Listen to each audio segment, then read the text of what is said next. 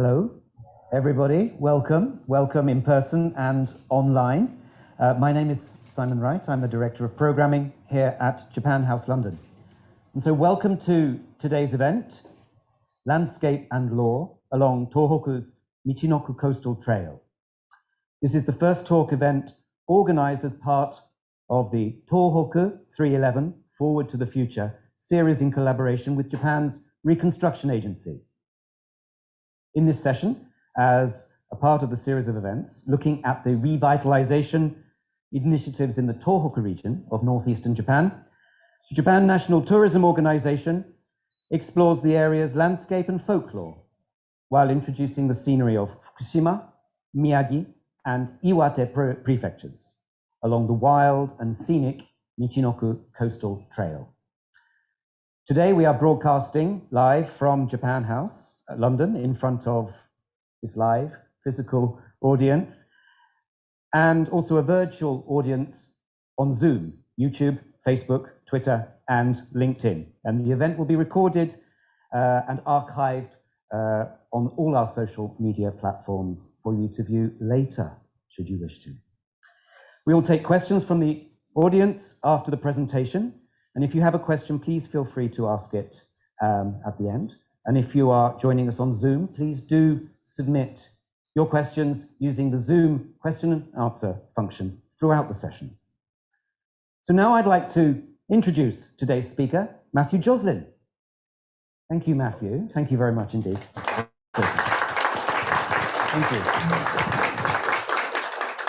So Matthew is a Senior Marketing Communications Manager at the Japan National Tourism Organization here in London. He is passionate about Japan and started learning the language and immersing himself in the pop culture of Japan in his early teens. He has lived and studied in Tokyo, but traveled extensively all over the country from top to bottom, and in recent years has gained extensive knowledge of the Tōhoku region, and specifically Fukushima, Miyagi and Iwate, the three prefectures we are showing here today. So without further ado, let me hand over to Matthew. Thank you very much. Hi, everybody. Thank you. Thank you, first and foremost, to everybody for coming today. It's really amazing to see so many people in the room, and I guess joining us online as well, to talk about this region, especially at the start of a month that means so much to people in Japan. Our aim with the presentation today, kind of as Simon touched on, is to explore the three regions of Fukushima, Miyagi and Iwate, which are located on the eastern coast of Tōhoku, and to delve a little bit further into each of their kind of unique cultures and stories. But first of all, I actually just wanted to get a quick check of how many people here have been to Japan before. If you could put your hands up. Lovely, wonderful. That's great numbers there, some great stats. And then if anybody has been to the Tōhoku region before. Lovely. Great, wonderful. Well, yeah, I think it always feels a little bit sacrilegious for me to say, especially in my position, given my line of work, that prior to working at the JNTO, I actually didn't know a huge amount about the Tōhoku region. In fact, I only kind of really knew what had been broadcast in the news around 2011. And that's coming from me. You know, I studied Japanese at university. I went and I lived and studied in Tokyo as well. And, you know, I took that opportunity to travel far and wide. I went to Kyoto, I went to Wakayama, I went to Fuji, I went to Hokkaido in the north and Kyushu in the south. But somehow I never quite made it to the northeastern region of Tōhoku. Now, fast forward sort of 10 years later to now, and I think very much, if you ask any of my friends in my spare time, a very annoying self-appointed Tōhoku ambassador who will very happily chew your ear off about the Tōhoku region at any given point. And I think the point that I'm really trying to make here is that it took even me, you know, a Japan fan from a very early age, a long time to realize what kind of an amazing and unique place Tōhoku is. And I don't think I'm necessarily alone in that, and that's a real shame.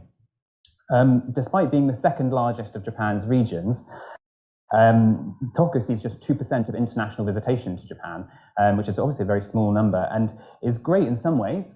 It means that, you know, it's less crowded, it's easier to make bookings, that kind of thing. But it's also a little bit confusing to me, I think. because it's such a huge area and it has so much to see and do and such a unique history that it's just a bit of a puzzle. And if you add into that the fact that it's actually very much more accessible than a lot of people think it might be. So the bullet train line runs from Tokyo all the way north through Tōhoku, and there's a myriad of local lines that branch off of that, making this region of Japan, which is often thought of as sort of remote and inaccessible, a lot more surprisingly accessible than a lot of people think. So I think that's kind of where we're starting here today. And if you look here, for example, we've got some rough stats, but Iwate, just in the northern part of Tōhoku Prefecture, takes about 2 hours to get to from Tokyo by bullet train. And Fukushima Prefecture, which is closer to Tokyo, it takes about just over an hour. So it's about an hour and 20 minutes. So really a lot easier to access than a lot of people think. And part of me does think that this kind of undiscoveredness adds to kind of the mystique and the appeal of the Tōhoku region. It's kind of what makes it interesting and appealing to a lot of people, especially I think travelers like me who want to, discover something new. And if we look back in history, kind of back when the people that we now think of as kind of Japanese hadn't moved all the way north through Japan and into those kind of northern regions of Tōhoku. The Tōhoku region, we can see how it was thought of as kind of this wild, vast, unknown, uncivilized kind of no man's land, inhabited by kind of allegedly barbaric tribes, who were the Inishi and the Ainu tribes, who are the indigenous peoples of those areas at the time, who were kind of north of all the well-heeled socialites in Tokyo. Or Tokyo, or kind of what will also, be referred to as Edo at various points through history. And I think this has sort of meant that the Tōhoku region has always existed somewhere on kind of the fringes of the imagination, especially for people like writers and poets or people recording their experiences of the time. And I think that's where we get a lot of this kind of the interest, especially the number of kind of folkloric myths that exist in Tōhoku. It makes it a land full of myths, legends, stories that were all created in order to try and understand, to try and explain a kind of wild natural expanse to the north that a lot of people in kind of Japan at the time, especially in kind of Tokyo and the Edo area, central Japan and south Japan, and a kind of an area that a lot of people were either scared of or kind of very ignorant of. And I think that kind of interestingly brings us onto the Great East Japan earthquake and tsunami. Obviously, the events of March 2011 had huge consequences for the people of Tōhoku, and, well, to be honest, if not the whole of Japan. And once again, those events birthed a great number of stories in the face of something really terrifying and unknown. And in effect, I think in that way, Tōhoku, for me, is more than just an area that is really rich in things to see and things to do and natural landscapes. But it's also kind of a kind of fascinating storybook, which is really rich in unique perspectives and human experiences, born out of both of its ancient history and also its modern history. So as we start to kind of have a look at what there is to see and what there is to do in the prefectures of Fukushima, Miyagi, and Iwate, it also seems important to kind of understand the kinds of local stories that have shaped these regions and their cultures along the way. So, what better way to do that than on foot? And that's what we're going to be doing today as we embark on a journey with our local guide, Kumi Aizawa, or Aizawa Kumi, who will be joining us via recorded broadcast. And she is the manager of something called the Michinoku Coastal Trail, which is a long-distance hiking route that was opened in 2019 that runs the course of that affected coastline, or previously affected coastline, to try and help bring people back to this stunning part of Japan and to kind of bring people back to those communities along the coastlines. And so kind of over the course of the next 45 minutes or so, what we're going to be doing is embarking on that narrow road into the deep north through the prefectures of Fukushima, Miyagi, and Iwate. And Kumi will kick us off with, in each prefecture, with a little summary of kind of what the landscapes are like, what it looks like geographically, and what there is to see on the coastal part of the coastal trail. And then I'll follow up a bit to dive into the kind of those folklore, the legends, the myths, the stories, what they might or might not say about kind of the culture of that particular region, and the kind of things we can see and do as well as a visitor. So we're going to be kicking things off at the southern trailhead of the Michinoku Coastal Trail, which is Fukushima Prefecture. And so without further ado, I'm going to throw it over to Kumi, who will give us a little bit of an intro, and then we'll segue into Fukushima. Hello everyone, my name is Kumi Aizawa, and I'm here to talk to you about the Michinoku Coastal Trail, a 1,000-kilometer long hiking path created by the Ministry of the Environment as a reconstruction project in the aftermath of the Great East Japan earthquake that struck on 11th March 2011. In order to undertake this wide-reaching project spanning 28 municipalities and 4 prefectures, a number of people, including even locals of course, have been involved in helping us cultivate this trail from start to finish. Today, I have the honor of briefly introduce Fukushima, Miyagi, Iwate, and Aomori Prefectures, the area which the Michinoku Coastal Trail passes through, as well as the key highlights of the trail in each region.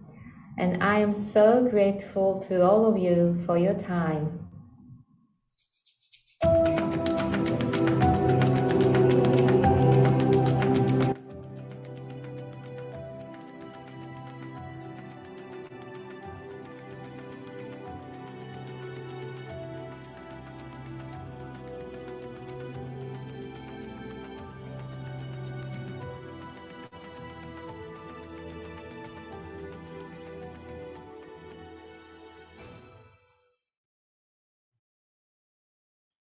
We start first with Fukushima Prefecture, located in the southern part of the Tōhoku region. It is divided into 3 regions according to topographical, historical, and climatic differences, which are caused by the Abukuma-Kochi Highlands in the eastern part and mountains ranging from north to south in the central part. One of these 3 regions is called the Hamadori region, located in the eastern coastal part of Fukushima Prefecture. It is in the middle of all mountains and Abukuma-Kochi Highlands. After that, you have the Nakadori, which can be found in the middle part of the Fukushima Prefecture. And finally, you can find the 3rd region, the Aizu region, in the middle of Echigo Samyak Mountains and all mountains to the west. The Michinoku Coastal Trail passes through the eastern Hamadori region, located on the Pacific coast, which benefits from being cool in the summer and warm in the winter due to the warm sea current. You will find that Hamadori is one of the Tōhoku's warmest area, and it does not snow much, unlike the rest of Fukushima. Hamadori has a long history. Its footprints begin in the Upper Paleolithic period, while its tradition and culture have developed differently in each of its own 3 sub-regions. You can find the southern terminus of a trail in Matsukawa-ura Kankyo Park in Soma City, Fukushima Prefecture. The trail starts from Matsukawa-ura Bay, an area dotted with islands and rock formations of various sizes. And the trail then passes through the historical Soma City. At the festival designated as an intangible folk cultural property known as Soma no Maoi, you can find yourself in a Japan from over 100 years past. You can witness armed samurai, whose ancestors were real samurai, mounting horses and roaming the street.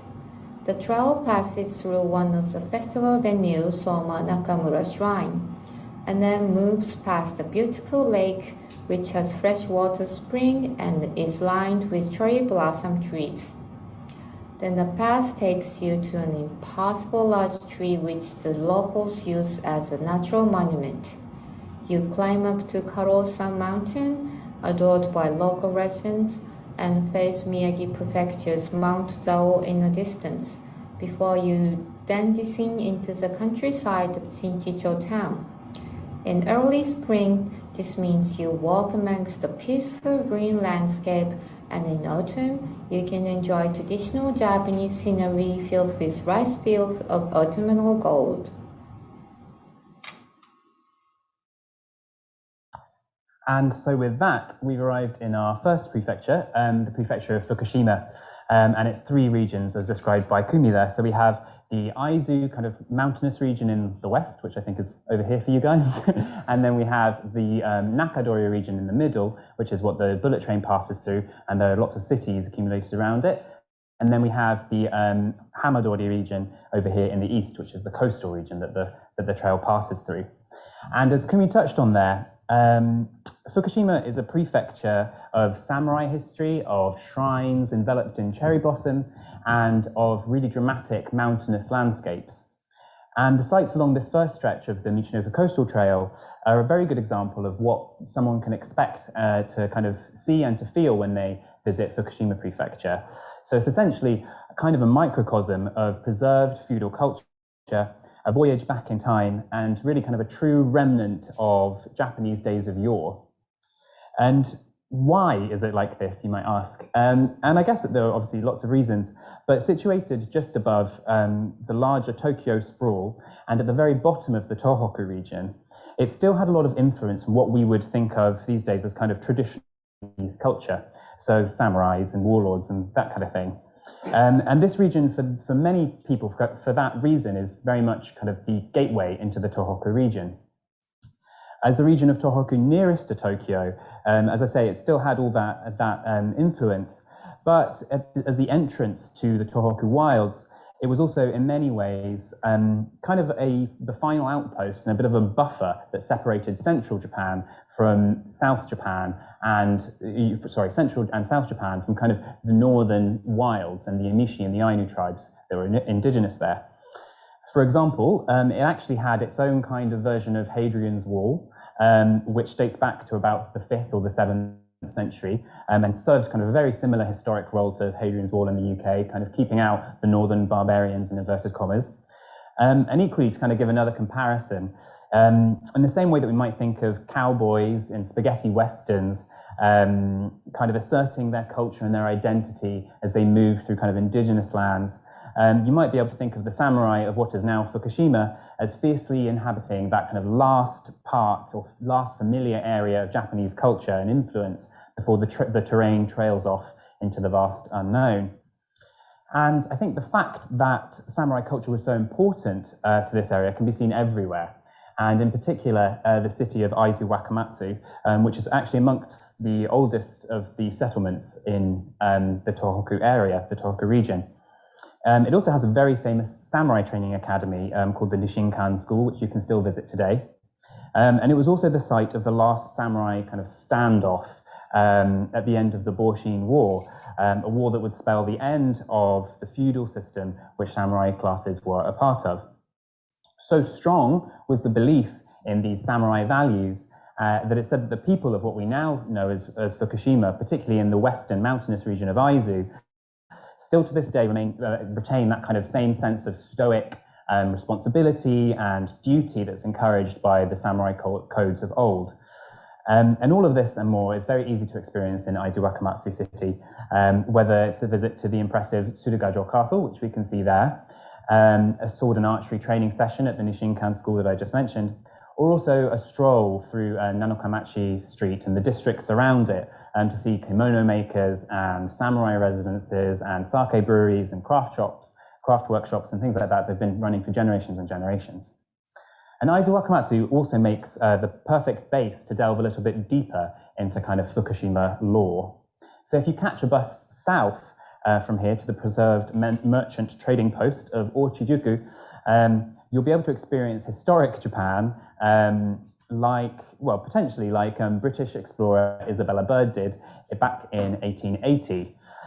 So the story goes that so traditional and unchanged was this part of Fukushima and of Japan and its people that when she passed through with kind of gifts, souvenirs of red wine, the locals assumed that it was blood and thought that she was a barbarian in disguise and flew into a bit of a panic.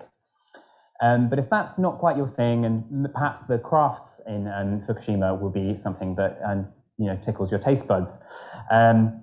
There's a lot of artisanal display, a lot of artisanal talent on display in the Fukushima region, especially in the Aizu region, and specifically along the Tadami line, the scenic railway, which passes through many scenic hot spring villages and the like. And though beautiful, I think this area, and particularly sort of winters in the Aizu region, are long and densely snowy. Which can be very difficult for people living their everyday life in the Aizu region, especially if you think, back in the day when we don't have the technologies to circumvent that now, that we have now. And that kind of means that this part of Fukushima joined a lot of Japan's so-called snow country in having these rumors of the supposed Yuki Onna. These are kind of so-called ravenous snow women who prey on the life force of travelers that get lost out in the snowy tundra of the Aizu region. And they represent a really good example of kind of the Japanese concept of yokai, which some people might be familiar with here.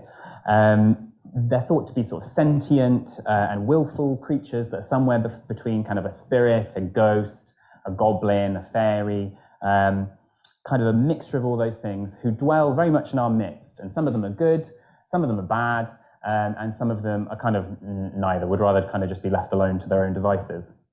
And we'll see more of these yokai as we continue through our journey north into Tōhoku. But I think what these savage snow women do show about Fukushima, or the stories of these savage snow women do show about Fukushima, is just how ferocious the climates were for the people back then. And the upshot here, especially when it comes to crafts, is that farmers, for example, in these rural areas would end up having to develop a really diverse array of artisanal crafts that they could rely on for income when it came to the winter periods when they couldn't leave their houses sometimes, they couldn't travel far, and they couldn't grow crops.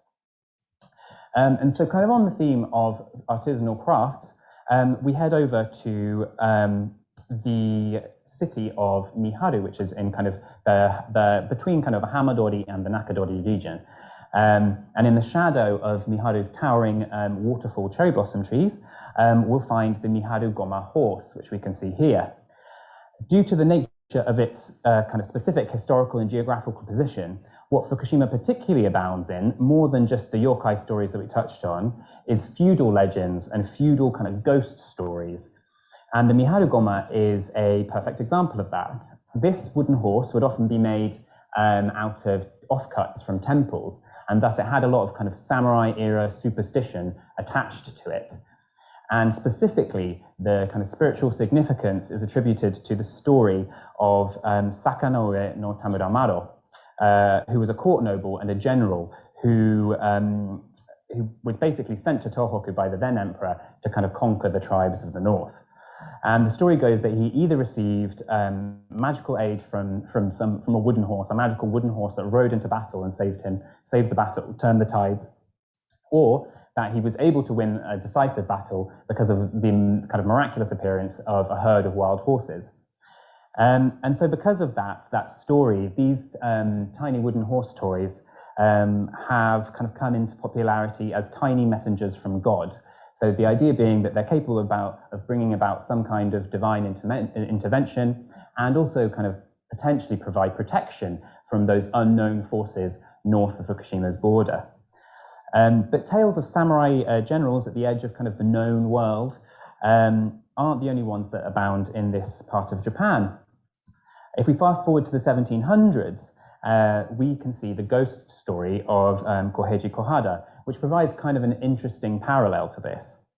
So similar to Sakanoue, Koheiji Kohada was a man from feudal-era Tokyo, so from Edo, who found himself sent out to the Fukushima region, not as a warrior or as a noble, but actually as an actor who was down on his luck. So Koheiji Kohada was kind of pale, he was thin, he had straggly hair. To all intents and purposes, he was kind of an ugly man, and he struggled to find luck as an actor in, the well-heeled areas of Tokyo and Edo.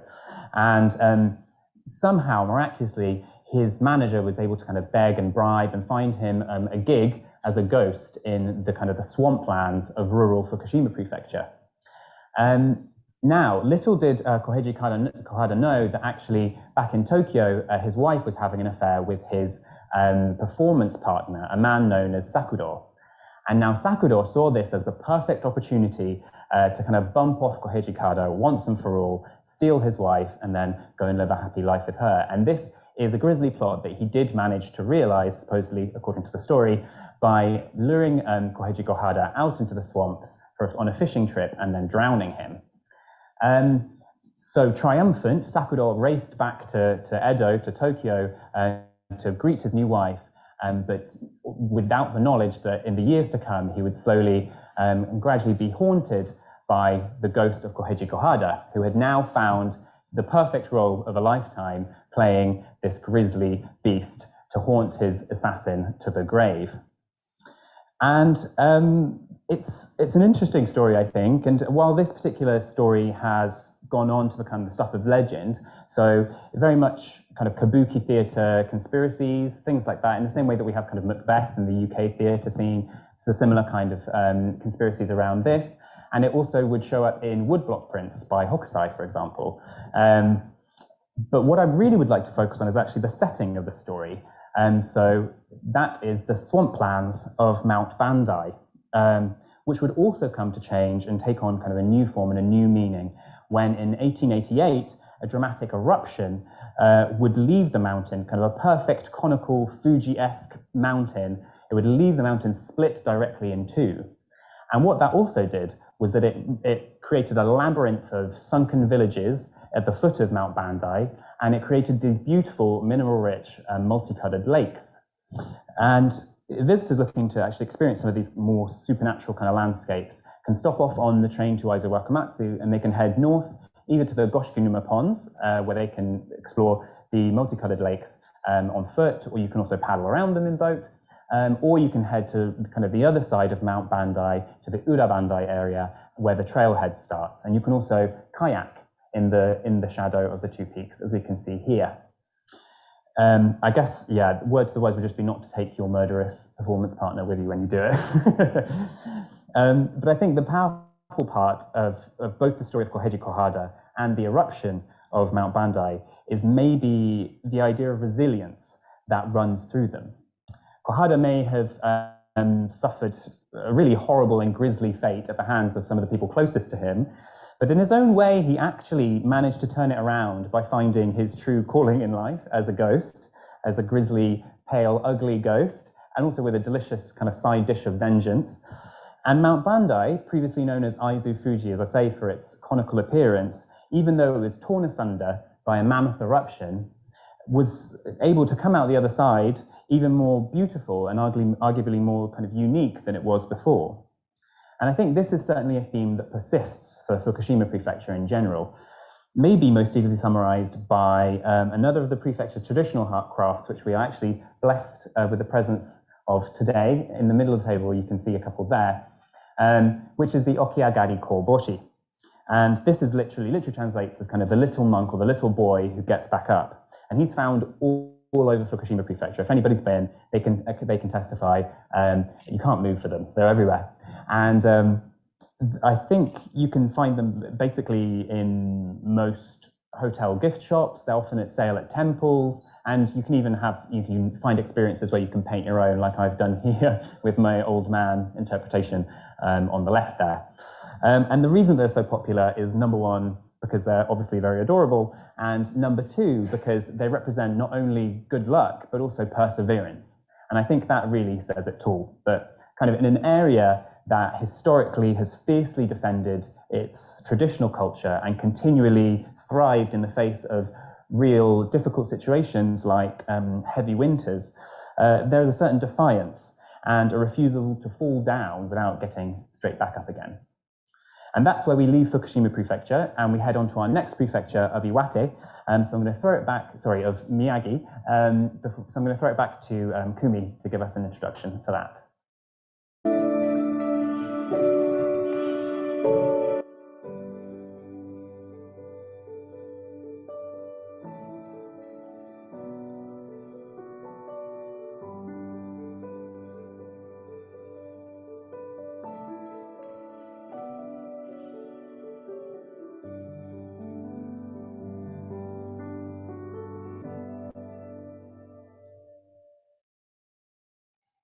Welcome to Miyagi Prefecture. This prefecture is located in the southern part of the Tōhoku region, just above Fukushima. Large rivers such as the Kitakami River and Abukuma River flow through Miyagi Prefecture, and the alluvial plains of Sendai Plain extend into the basin. Matsushima City faces the Pacific Ocean in the east, and it is located in the central part of the prefecture. With an incredible view of the scary coast, it is known as one of the 3 most scenic spots in all of Japan. Out in the west, bordering the Oʻu Mountains, the peaks of Mount Kurikoma and the Zao Mountains range rise dramatically. Here it snows a lot in the mountainous area during winter, but there is little snow in the plain of the eastern part, and sunny days are common. Even in summer, the sea breeze from the Pacific Ocean helps avoid any severe heat, and the climate is said to be mild throughout the year.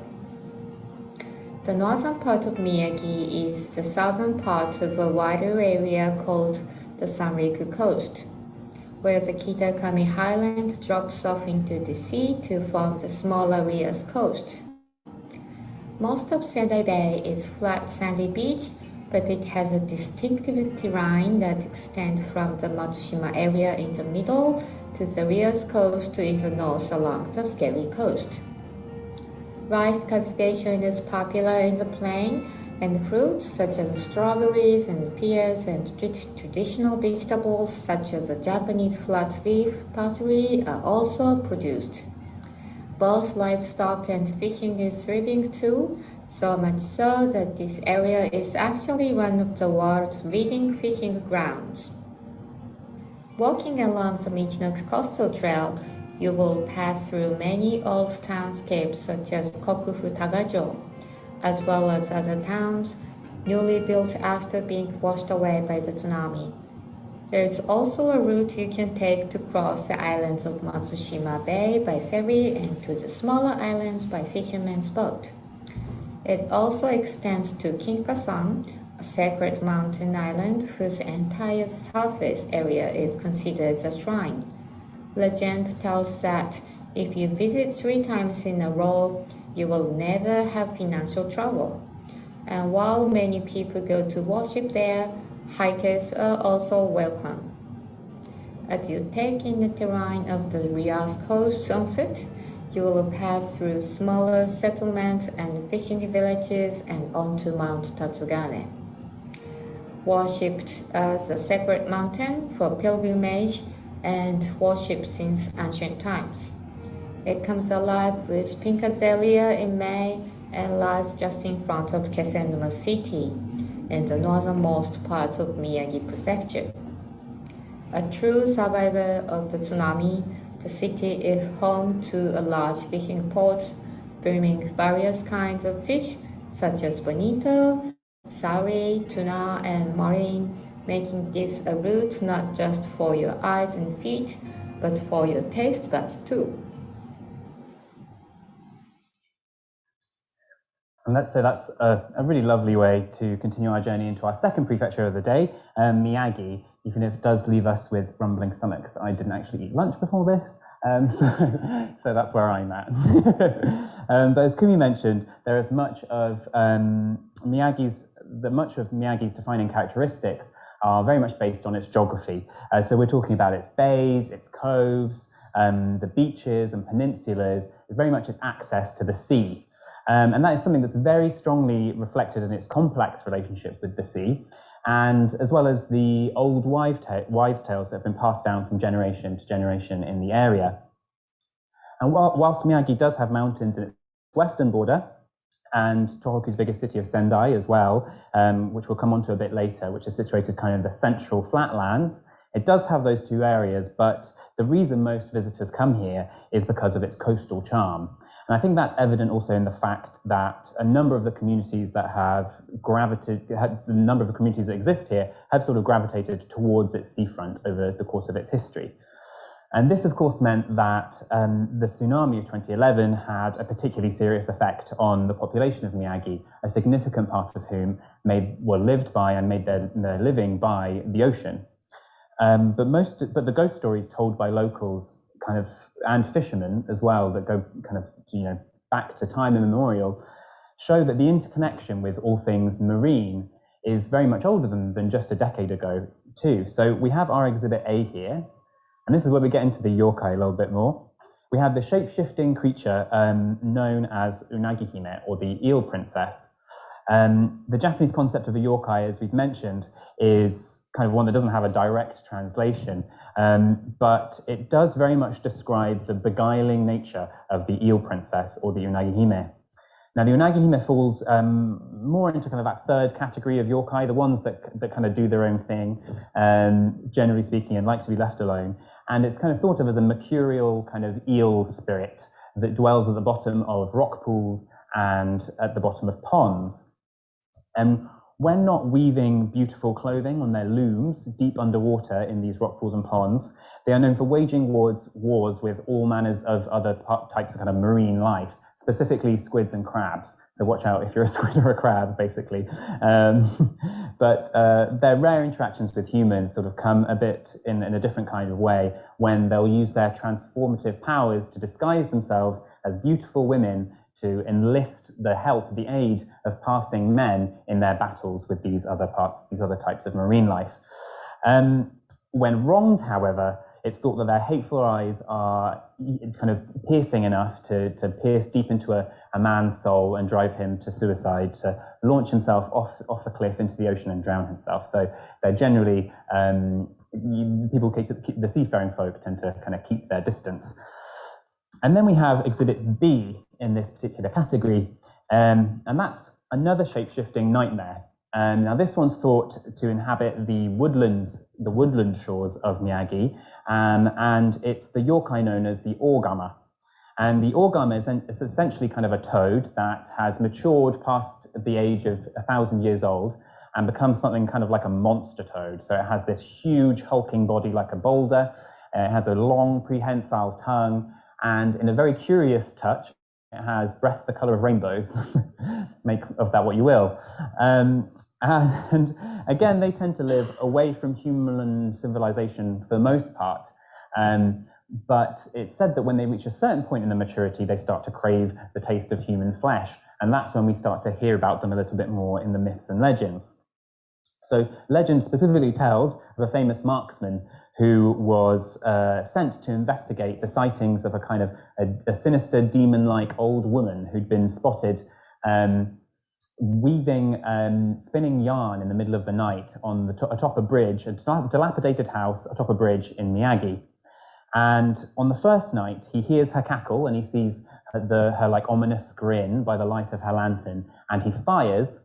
But when he comes back the next morning, he finds that there's nobody there.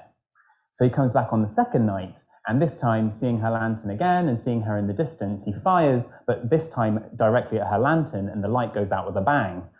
And when he comes back the next morning to see what's there, instead of the body of an old woman lying there, or a demon-like old woman, what he sees is a huge toad laid out in front of him with a puncture wound in its chest. So really, it's kind of more on the evil side of things, I think, with this, we can say safely, with this particular yokai. But of course, not everything to do with the sea or the representations of the sea are necessarily evil. And as many fans of sushi or sashimi will know that as much as the sea may take, we also take from it too in very delicious ways often. And I think you can take the brightest gem in Miyagi's coastal crown, Matsushima, as an example of that. So Matsushima is actually the background of this slide as well. And it's known for its kind of stunning coastal landscapes, this bay with tree-topped islets and dramatic red bridges that crisscross across the islands.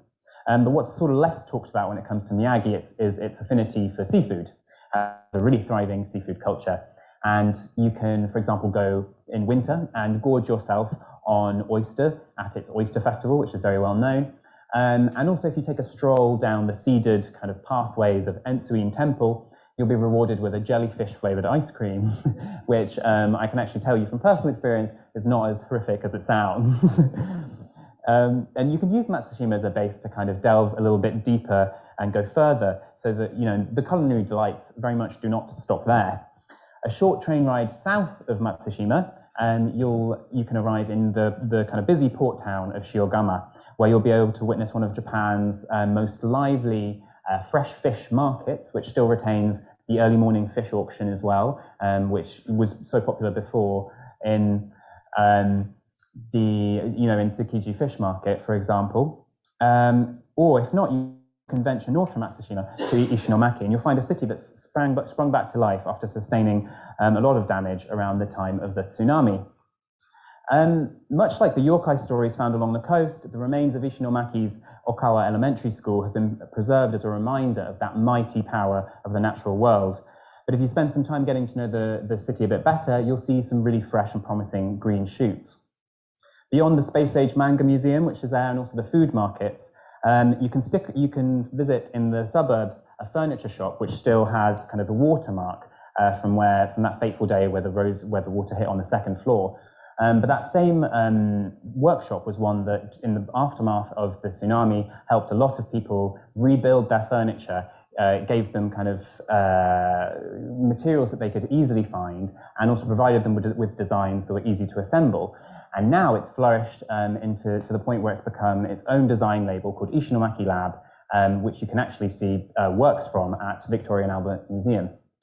And if you prefer your innovation a bit more old school, you can take a quick ferry ride out to Tashiro-jima Island, where the seafaring folk, kind of days gone past, made use of even more rudimentary technology, cats, with whiskers that allegedly can kind of sense atmospheric shifts.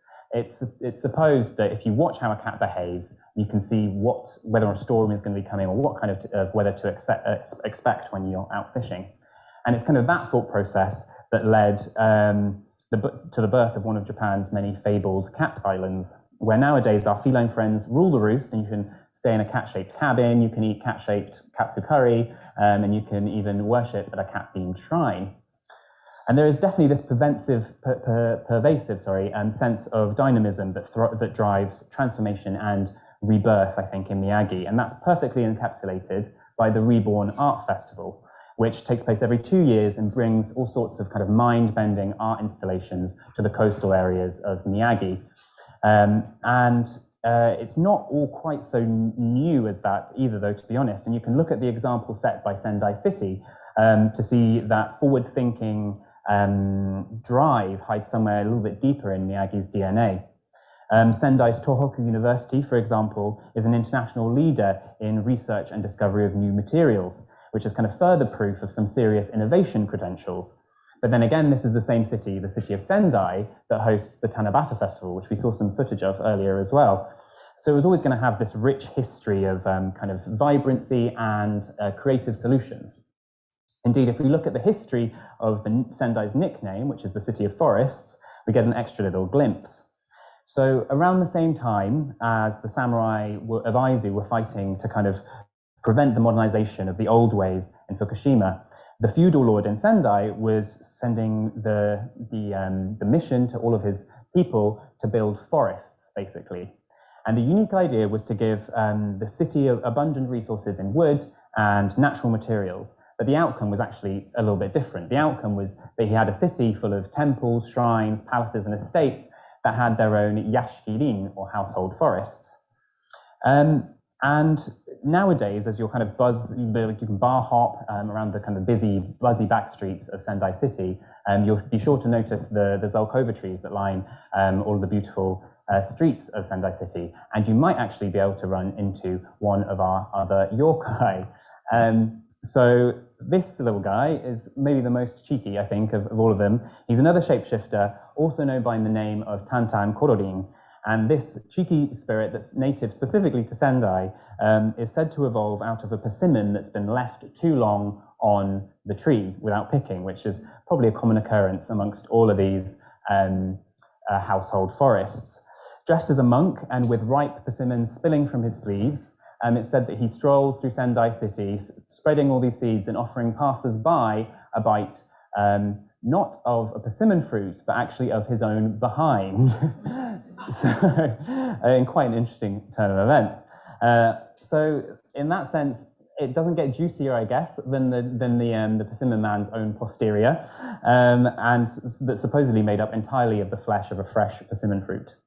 So when all is said and done, whether it's seaside or city, whether it's the persimmon man or the eel princess, it's clear that there's this special kind of energy that exists in Miyagi, one that kind of shape shifts and transforms, and one that really innovates and is reborn. And so looking at the clock, I think we've probably got to move on to our next prefecture. So I'll throw it back to Kumi for Iwate.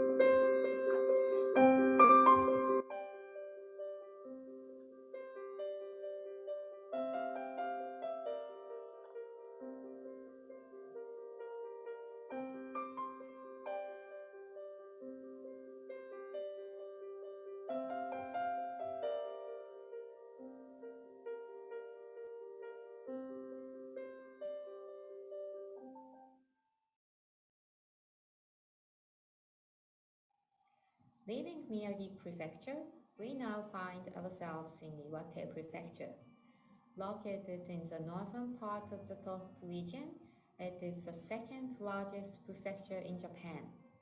More than 70% of the population is concentrated in the Kitakami Basin in the inland area, and a large amount of the land is occupied by mountains and hills, making it a prefecture with abundant greenery. There are 2 national parks, 2 quasi-national parks, and 7 prefectural parks, so naturally it is a place where outdoor activities are popular. The inland area are hot in summer and cold in winter, the temperature as low as minus 30 degrees Celsius. The Pacific coast, on the other hand, has less snowfalls and remains cool and comfortable in summer. Miyagi's Rias coast continues from the southern part to the central part of Iwate Prefecture, while marine terraces stretch from the central part to the northern part, with dramatic cliff edge that rise to about 200 meters. Here, the forest extends all the way to the cliff edge, as the cliffs then become the sea. Beautiful in any season, the rich blue water allows fishing to flourish, so it's easy to see why sea urchin and abalone are just some of the local delicacies. As for our trail, the hiking path follows the capes of the Rias coast, where the federal road once walked and the people of old would tread historic roads that led to neighboring settlements through hamlets and fishing villages. It's truly a walk for experiencing the lifestyle and culture of remote coastal Japan. On the marine terraces, you will pass over a wide cliff and hike a route called the Alps of the Sea, made up of peaks and valleys from 0 meters to 200 meters above the sea level. It is without a doubt an adventurous route involving scaling cliff faces by ladder through hand-carved tunnel in the rock. You will also meet many animals such as antelopes, badgers, squirrels, and hares.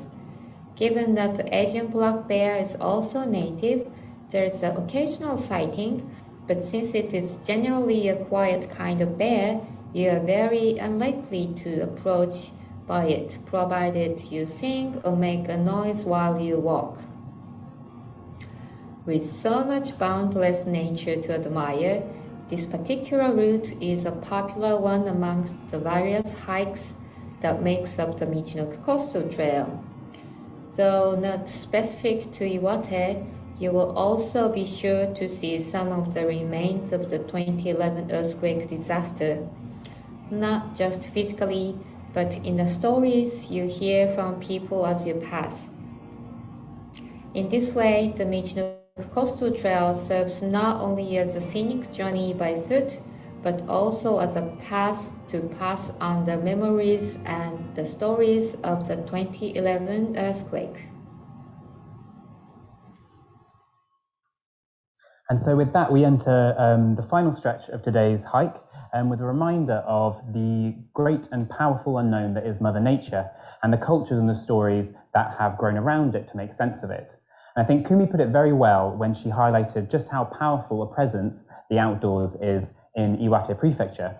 Iwate is both Japan's second largest prefecture and also the prefecture with the lowest population density of all Japan. So in other words, it's wild, it can be remote, and it's plentifully green as well. Situated in the further reaches of northern Tōhoku, it may also have been seen kind of as what the epitome of Tōhoku's identity as a wild and untraveled land offering both mystery and adventure. But that's not to say that Iwate doesn't have its own pockets of kind of population and its own culture there too. So the newer city of Morioka comes to life at the Sansa Odori Dance Festival in early August, and is also the birthplace of the Wanko Soba noodle eating challenge, which is there for anybody with a bottomless stomach and looking to become kind of a hero of Tōhoku folklore themselves. It's open to anybody at a set price. And then down south, we have the city of Hiraizumi, which was built around the 10th century and was otherwise known as the Mirror of Kyoto. It's located just a stone's throw away from the bullet train line, which is on that western side of inland Iwate.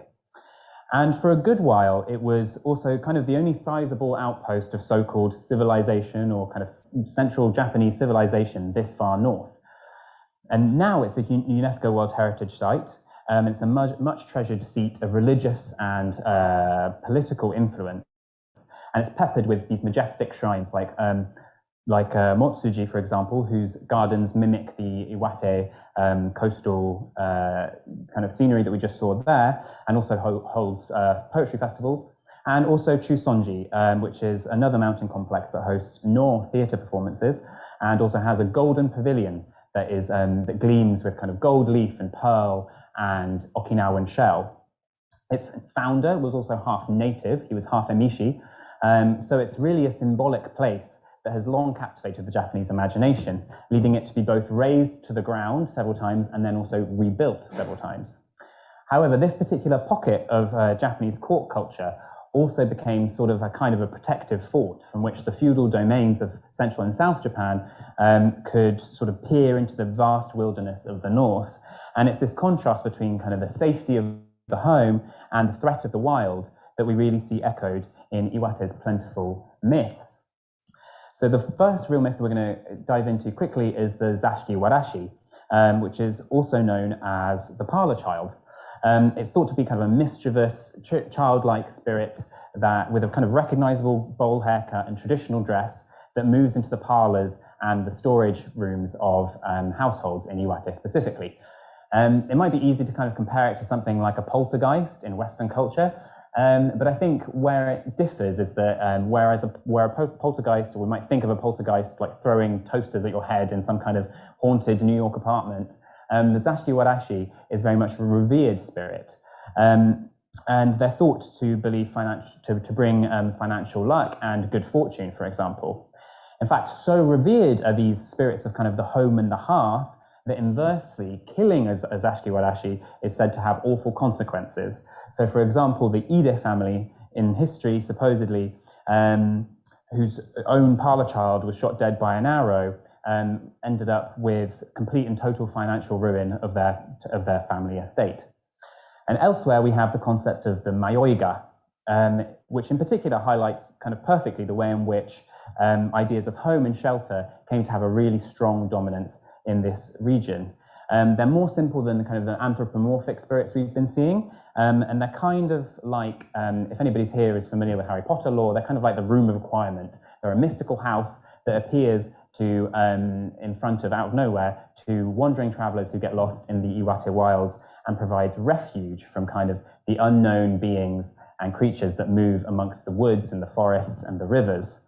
They're said to appear more towards kind of the good of heart, but it's a really fantastic example of how people viewed both the luxury and the home comforts of places like Hiraizumi, for example, versus the immensity of the mystique of Iwate's otherwise kind of unmapped lands and all that lies beyond the threshold of the house. And one of the best places to see this is the Tono area of Iwate, which is a small rural settlement that is enclosed by towering mountain ranges on all sides. Very easy to access by local train from the bullet train line at Shinhanemaki Station. It's best traversed by rental bike, probably, but a trip to Tono can offer a variety of things. So you can drop into the Folktale Museum, for example. You can go on a craft beer tour, which is very popular in Tono, apparently. And it also has the Tono Furusato village, which we can see here. And that is it has all these perfect examples of Mayoiga forests. It also has the L-shaped thatched roof kind of houses that we can see here, referred to as magariya. And it's a really rare opportunity to kind of see and live the folk tales in the place that they were born. And it's also kind of the setting of a very famous compendium of Japanese folk tales called the Tono Monogatari, or the Legends of Tono, which includes stories of these Mayoiga and the Zashiki-warashi. But it's not just those kind of softer stories of kind of houses and friendly house spirits that are in the Legends of Tono. We also have the grisly stories about the kappa.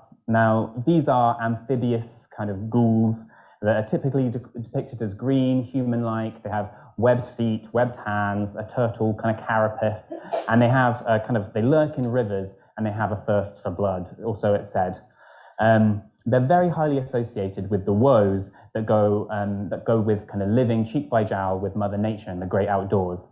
They're thought to lurk in streams, for example, as I say, with kind of that hunger for blood, and are blamed basically for everything from the sudden disappearance of cattle to the sudden death of horses and tragic drowning of children, for example. So they take a lot of the blame for kind of these outdoor hazards, let's say. But it's not all bad. They say if you can trick a kappa or get on its good side, it will provide you with wondrous kind of services in return. So it can bring you fresh fish, it will irrigate your fields, it dispenses medical knowledge, and it can set broken bones, for example, as well. And there are stories of farmers having sold their daughters out to kappas in marriage in order to get these benefits in return. So when it comes to Iwate, I think there's definitely a lesson to be learnt there, and that's that for all that nature can be unknown and scary and make us want to hide away in our splendid temples and palaces, nature can also be grand and beautiful and 100% worth getting to know better. So here, really, wild and remote shouldn't be thought of as dirty words, as they're kind of more often than not the places that the most enriching and interesting experiences in life are found. So essentially, I think, though forces larger than the people of Iwate have occasioned terrifying change on the land, they have also, throughout history, given it a really rich and powerful story to tell. And the truth is that we very much only have time to kind of cover those areas today, but the story does go on. So north of Iwate Prefecture, we have Aomori Prefecture, which has a variety of different kind of cultural and folkloric interesting points to look at itself. So you have things like spirit mediums, matagi hunters, which also exist in Akita Prefecture next door. And they also have their own mesmeric festivals. And it's also one of the most popular parts of the Michinoku Coastal Trail, as it's a little bit shorter, and it can be accessed directly from a bullet train station at Hachinohe.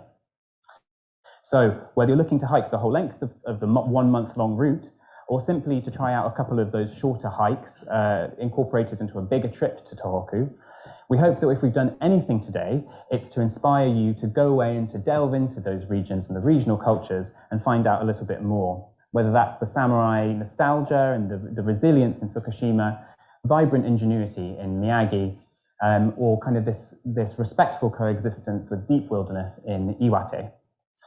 And for those looking to walk the trail, there's a number of English language resources available, as well as English language signage along the trail that you can refer to. And that's all things that Kumi, her team, and also a band of locals from those communities have worked on and put a lot of time and effort into making accessible to international visitors.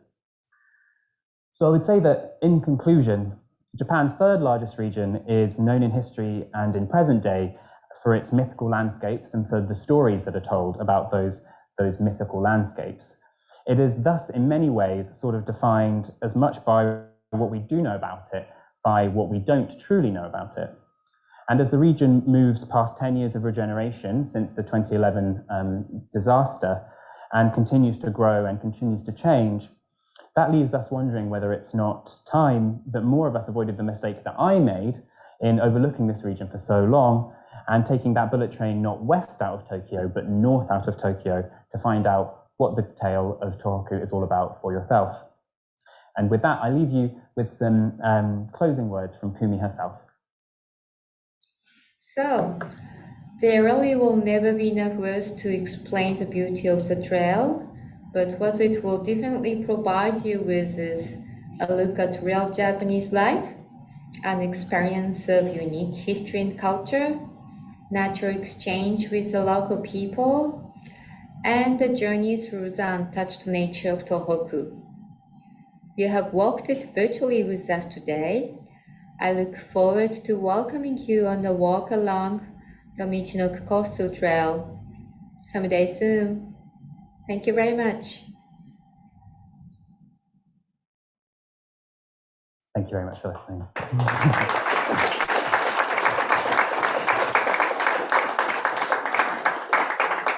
Thank you very much. Thank you, Matthew. Maybe if you can stand maybe a little bit closer to me. Thank you. That's as promised, we do have time for maybe only a couple of questions. I know like you, thank you very much for a fascinating talk.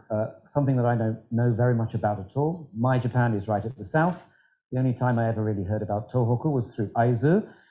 We were in Fukushima, which is of course Satsuma, mortal enemies during the Boshin War. You've given me a different take on Tōhoku completely. So thank you very much indeed. If you do have any questions, I'll be able to take maybe a couple here only. We have a lady at the back in yellow. If you could wait for the microphone to come so that our friends online can also hear as well. The lady at the back, thank you.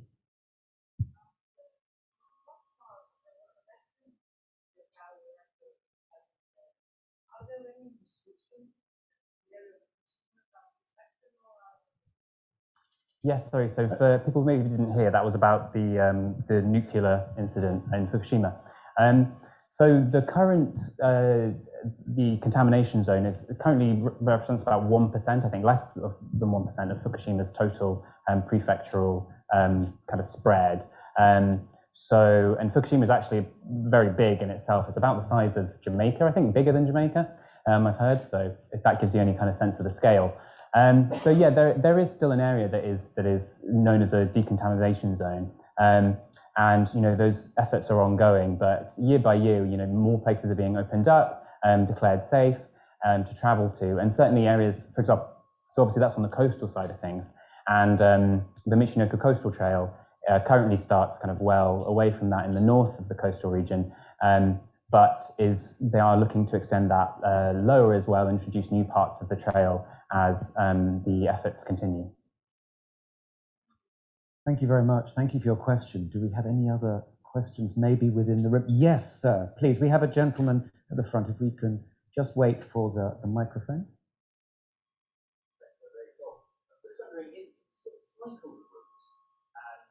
Also on routes, are there any Yeah, absolutely. That's a fantastic question. As for cycling, that's a really good question that I actually don't know quite as much about. But definitely, I don't see why not. I mean, it probably depends a little bit on which stretches you're looking to do, because some of it is very kind of rocky or mountainous. But I certainly do think that certain stretches of it would be perfectly feasible by bike. As for accommodation, there's a real diversity on offer there. So obviously, again, it depends how much of the route you look to do and which stretches you want to do. But there are lots of camping grounds available along the way, as well as hotels. If you're looking for something a little bit more luxurious, Jodogahama, actually, which is where this image is taken, the trail runs through that, and there's a fantastic hotel there, which is very luxurious, and yeah, makes a great kind of stop-off point, I think, a splurge on that trail, as well as lots of what's known as minshuku, so staying with local families, and that's very much a part of the trail too. So all these local communities usually have kind of a room available that they will have for taking in hikers, and I do so very much with joy, I think, because that's kind of the reason that they've helped contribute to this trail. They want to welcome people back, and they want to show people how far they've come and kind of return the favor as well, I think, from the help that they received in 2011. So yeah, lots of options, yeah. Thank you very much. Very, very briefly, Matthew, if I can. We've had one online. Yes. This is simply about what season is best to do this. You mentioned the cold winters of the Northeast. Yes, yeah. So I think for the Michinoku Coastal Trail specifically, I'd say probably autumn and spring are your best bets, but just because the climate tends to be a bit more temperate and it's easier to hike during those. But obviously, I mean, generally speaking, outside of the Michinoku Coastal Trail itself, Tōhoku is beautiful in any season. I think winter is one of my particular favorites, especially in Aizu, because for all that that I was talking about Yuki on a Spirits and it being difficult to get around, it has some really fantastic winter festivals. The landscape is absolutely beautiful. I've been there several times myself in winter. So there's a real variety, but yeah, I think autumn is actually the kind of leaf peeping koyo, autumnal leaves, something that's very popular in Tōhoku for domestic Japanese people, as well as people coming to visit. So yeah. Thank you. And thank you for asking online as well. There are more, but we don't have any more time, I'm afraid. Thank you very much, Matthew. Thank you very much for your wonderful presentation. Thank you very much for listening. And thank you, of course, to Kumi-san as well, who was also contributing via video. Many thanks indeed to everybody here. Also thanks to our friends at Japan National Tourism Organization behind the scenes who've helped as well. And of course at the Reconstruction Agency in Japan who've made this all possible. Thank you very much.